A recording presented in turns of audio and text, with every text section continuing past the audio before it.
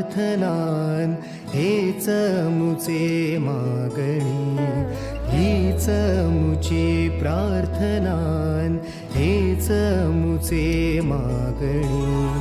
माणसाने माणसाशी माणसा समवागणे.